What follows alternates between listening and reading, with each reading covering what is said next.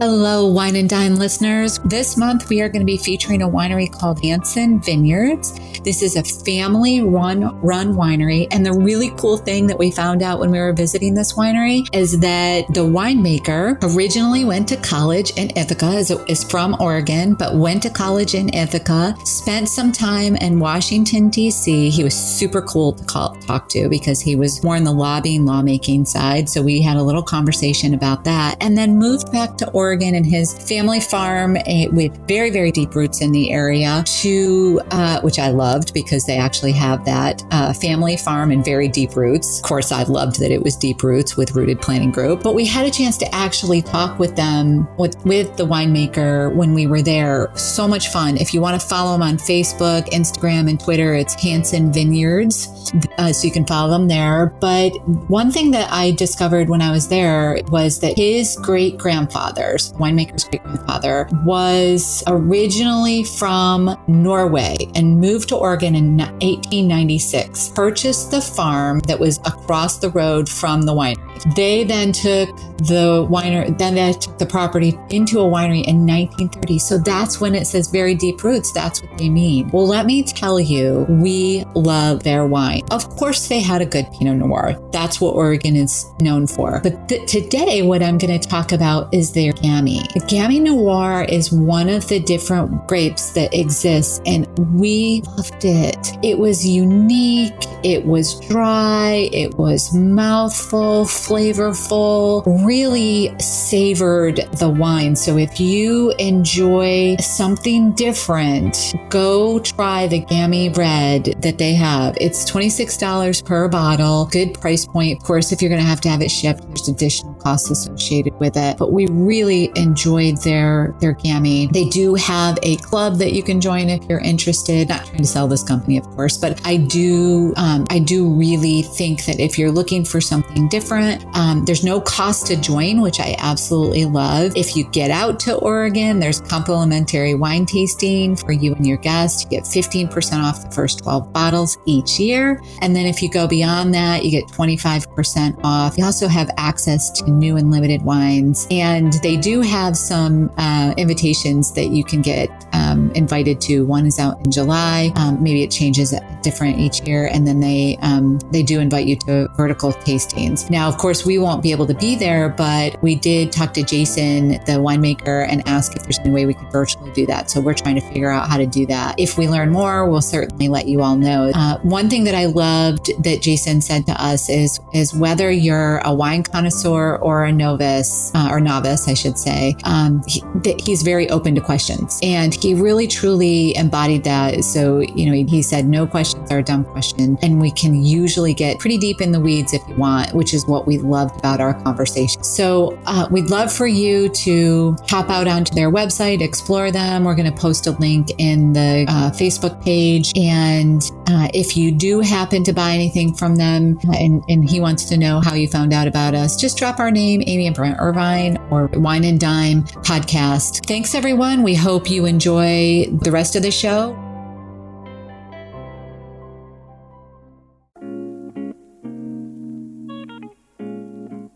Every week, it's my goal to share financial information that helps you in both your life and financial vineyard. We hope it takes you from your roots to the journey of your vines and the influences in the air that help craft your delicious life. Like wine, life and finances have different palates that should be celebrated and not judged. Welcome to this edition of Wine and Dime with Amy Irvine and Ann Arceo, and welcome back to the show. Oh, thank you. Happy to be here. Before we get started on the fun topic that we're going to be talking about today, which is now you've graduated, how do you navigate your first job benefits, saving, and life balance? Whew, that's a mouthful and a podcast. I want to just, throughout the course of this month, what I've been featuring is wineries from Cave the Lake. And I've mentioned a couple times that it's my goal to it's my goal this year to get out and about and explore the wineries. And I've kind of been doing it based on the lake in the Finger Lakes. And I'm focusing on the month of May on Cayuga Lake. And one of the wineries that I have plans to stop and visit is Swedish Hill Winery. Swedish Hill Winery is, as I mentioned, on Cayuga Lake, and they have a bourbon barrel red that is on my to try list. Ooh, sounds good. Rich. The way that it's described on the website is that it's aged in premium bourbon barrels, which I love bourbon barrel reds anyways. But this one it says deep raspberry spice notes and smoky flavors. So I'm like, oh my gosh, my mouth is watering. So this is definitely on my to try list. And then they have another one called Optimus. It's a 2016. And again, on their website, it's got in big capital letters, dry. So it's Cab Sauvignon, Merlot, and Cab Franc as a blend. So I'm really excited about having this one on my May to visit list to get up there and explore. And they also have a little place that you can grab a bite to eat, and it's got quite a view. So, and when you make it to the Finger Lakes at some point in time, this will be one that I'll explore in advance and be able to tell you if it's one that we need to go and visit while you're here. That sounds amazing. I'll keep y'all posted. So because we have, as I said, just sort of a mouthful of things to talk about, let's dive right into, what we would like to talk about when being that it's May and there's a lot of people that are graduating from both high school as well as college. What do you do, or what are some of the thoughts that you have around navigating your first job benefits, saving, and just in general life balance? Yeah, I think making a plan when you get that first job, because of course, saving for retirement is so important, but you've also got to make sure that you build a cash cushion. So we want to make sure that you're saving for a rainy day and all those unexpected expenses that pop up. So I think really finding a balance when you get that first job, saving for a rainy day, making sure you've got a plan in place if you have any student loan debt that you're tackling, which I know that's coming up on a podcast. And so that, that's really important, is having that debt payoff plan if you have any credit card debt, and then starting to save for retirement. I think, if you're lucky enough to work with an employer that offers a match on your retirement benefits, that's the best way to double your money. You put in $1, they're going to match it with $1. At least make sure you're putting in enough to start with to get that match. And then from there, you're building that plan, finding the balance, and you can always, as you get a raise each year, increase what you're saving. And when you say building a plan, I think it starts with really sitting down and being conscientious about where your money is going, right? That's right. We talk about, I think budgets have sort of a negative connotation to them because people feel restricted by them. So we tend to call it a spending plan. A spending plan says, this is where my money, first of all, needs to go. Like you have to pay down credit card debt. You have to pay off student loans. You have to pay your rent. You have to pay, for some of that sort of stuff. But some of your spending plan is discretionary in nature. And that's where people tend to get in trouble, right?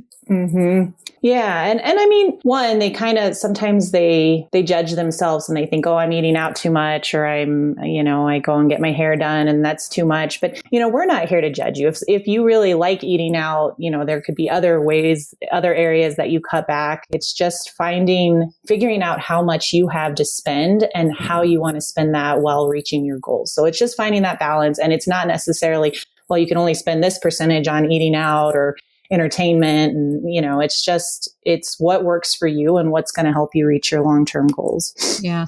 Just so people know that are listening to this, we truly mean that we don't judge how you spend your money.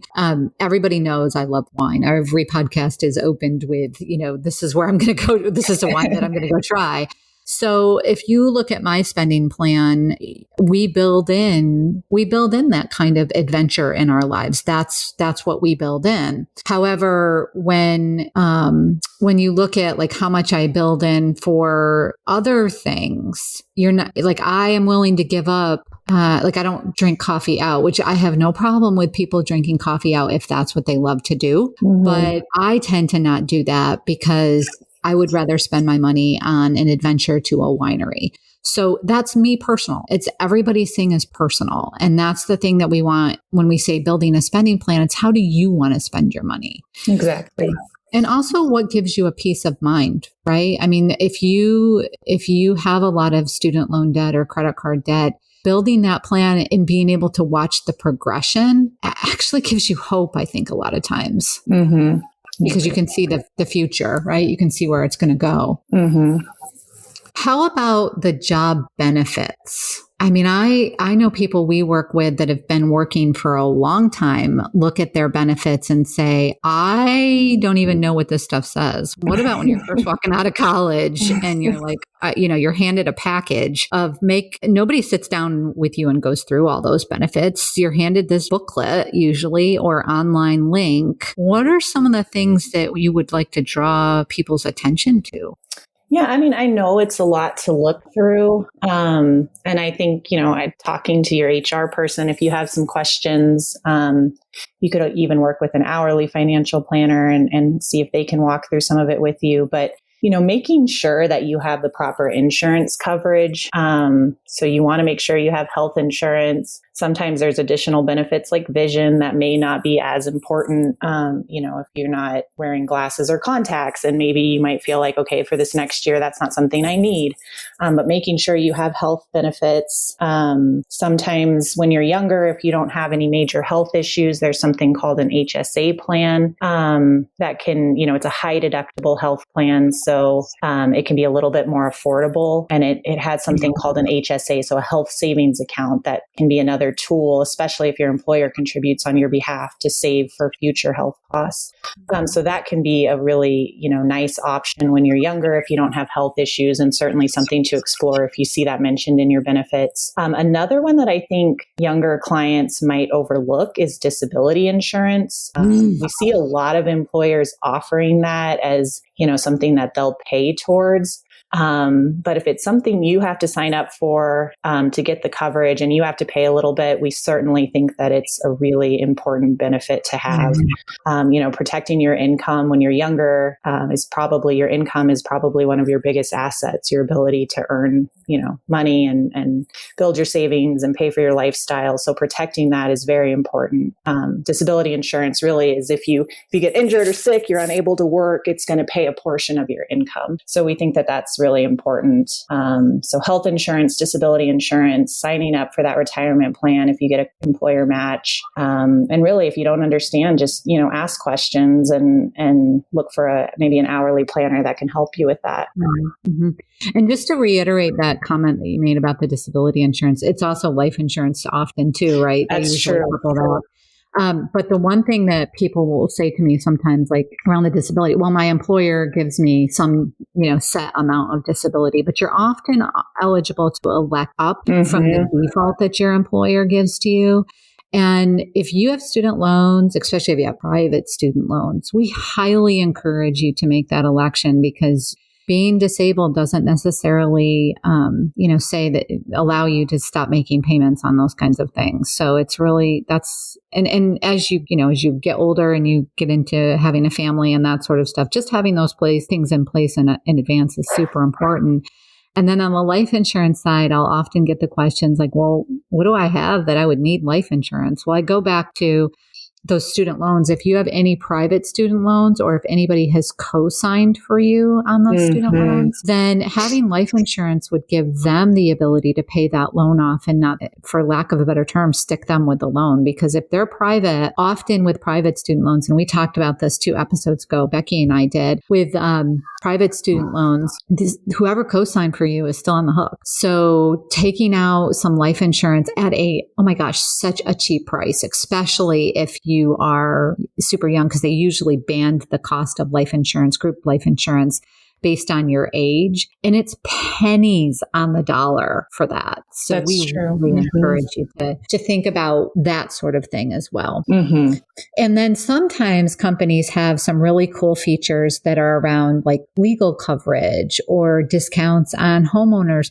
insurance or auto insurance and stuff like that. It's digging into some of those sort of things and people will say to me, well, what do I need legal coverage for? Well, okay, maybe you're not worried about an estate plan yet, but I have seen people use that legal coverage to actually get a ticket reduced. Mm-hmm. So a speeding ticket reduced, or cover for the cost of the lawyer when they purchase a house. So there's definitely, if you've got some of those things going on in your life or considering some of those sort of things, you may want to pick that legal plan up. And, usually it's maybe $300 a year at most. So it could be very beneficial for you to pick that up, especially if you're thinking about doing some of those things. Mm-hmm. When you talk about savings, okay, I'm coming out of college. I'm making enough money that I can, have some excess to put money away. I'm contributing to my HSA. I'm contributing to my 401k. Should I be maxing out my 401k at that point in time? Or how should I be saving? I think if you've got, you're not paying down debt, you're contributing to the HSA, I think maxing out your retirement plan can be a great option. But if that's money for retirement. You're not going to be using that anytime in the near future. So if you've got goals like saving for a house or, things like that down the road, starting a business, you may want to use something called a brokerage investment account, just a taxable investment account, that can allow you to grow your savings, but also have access to it for some of those other goals, like buying a house or, other things down the road that's not retirement. Mm-hmm.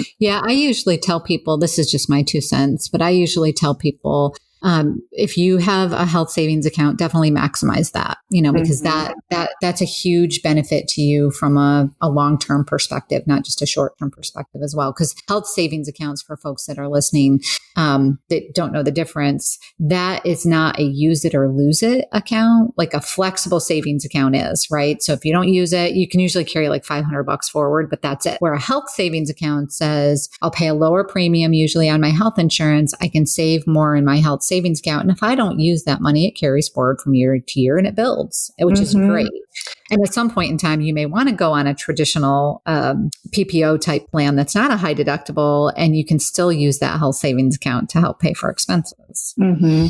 And great tax benefits. The health savings account, it's tax-free going in, it grows tax-free, and it's tax-free coming out as long as you pay for the qualified health benefits, which you could even use it, for dental expenses and things that come up. So it really is a great plan to max out. And you can get to it if you have that event. So, it's money you're not going to pay a penalty on. If, it's really, to me, it's like an extra insurance policy that you're self-funding, in my opinion. Yeah, it's not tied to a retirement date either. Like you can't access your 401k without a penalty till, 59 and a half. The HSA, you can access at any time.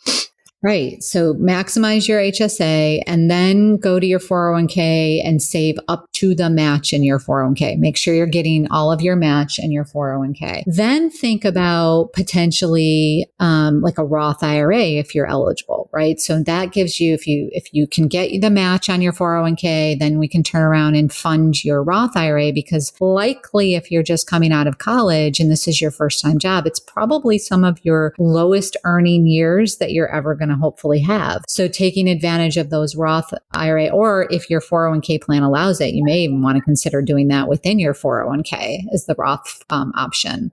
And then going to that brokerage account so that you have resources available to you. One of the things that Ann and I often see when we're working with people in their 40s is they've done an awesome job of saving for retirement, but that's where all their money is.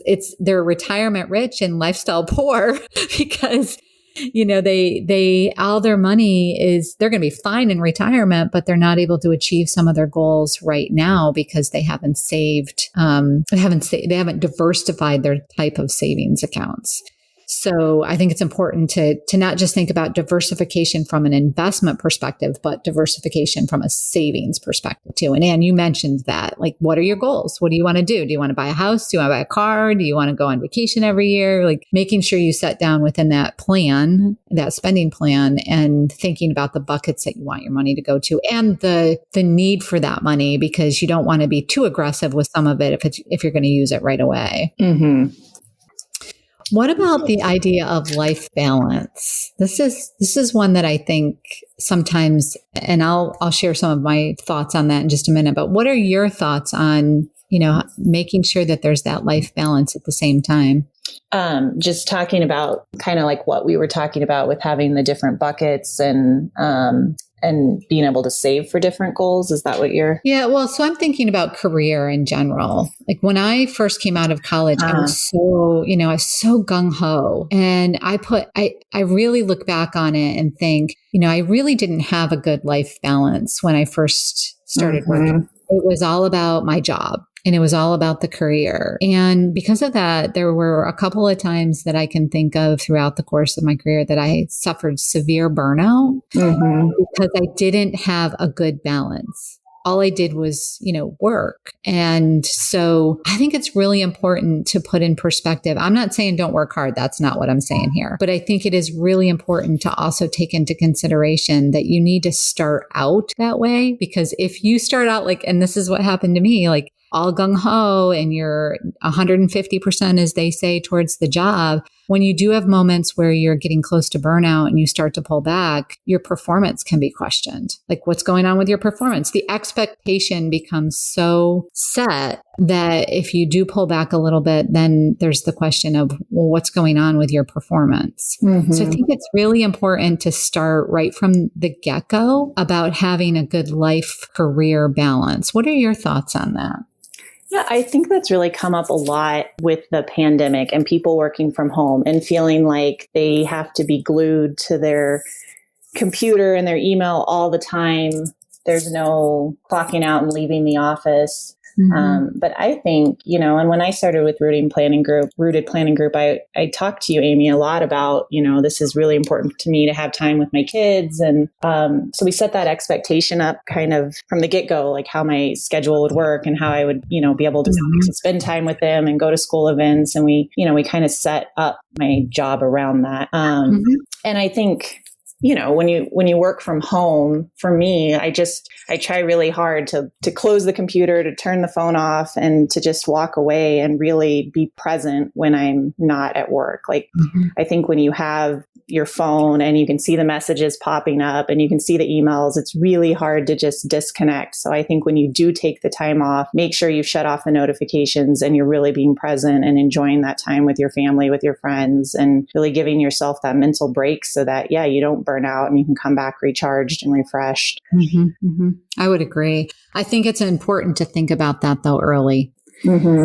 I didn't, and I'm just, so I'm talking from experience, and because I didn't think about it early enough in a couple of the jobs, it did lead to that sort of undesirable work environment on my end, and it was mostly in my head. It wasn't like the employer was necessarily doing anything. I was the one who sort of set the expectations. So I think it's really important for people to think about that early on in their career so that they don't necessarily suffer from that kind of thing. So any other thoughts, Ann, that you can think of as somebody who's coming out of college or graduating from high school and this is going to be their first job? Any other tips that you would offer to them? I think we've covered a lot of great stuff. And I think sitting down and having a plan, knowing what your lifestyle is going to cost, knowing how that income and that offer is going to fit into what your lifestyle costs is really important. Don't take a job and get a paycheck and be surprised that there's not enough left over at the end of the month to do the things that you want to do. Just really plan it out and, be really clear, set goals for yourself.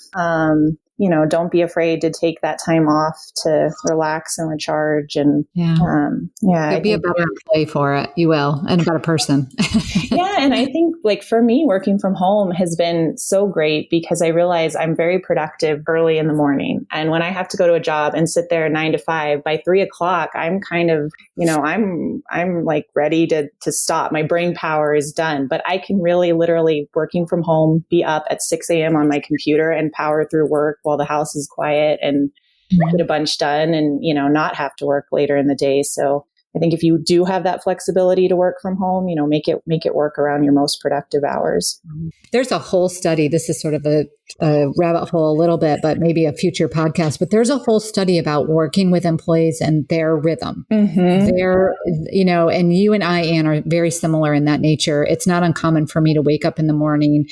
My strongest mental time, not social time, mental time is super early in the morning, but I get to about 3:30, 4 o'clock in the afternoon and I can talk with people. I can, but that's not when calculations work best for my brain. The creative ideas are not flowing. Yep.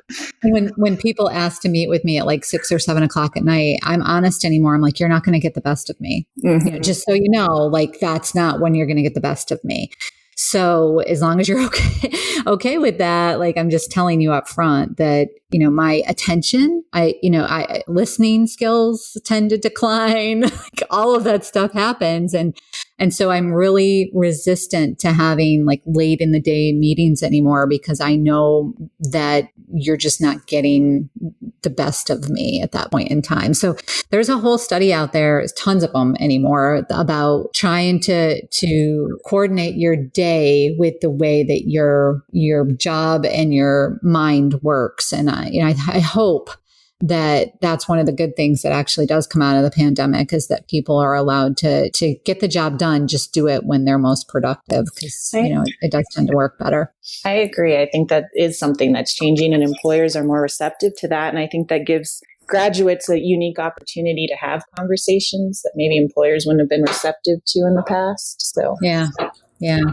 Well, we hope you've enjoyed this podcast. And if you're a new graduate, we are so proud of you that you've made it through these last few years of college and of high school under just extraordinary circumstances.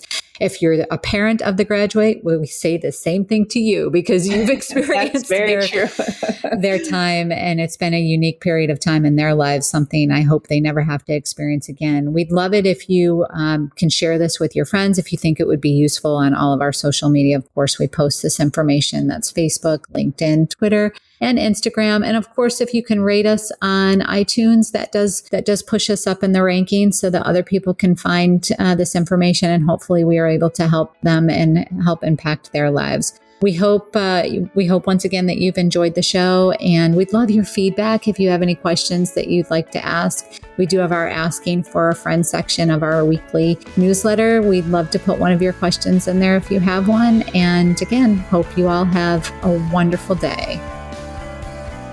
And that will about do it for today's episode of Wine and Dine.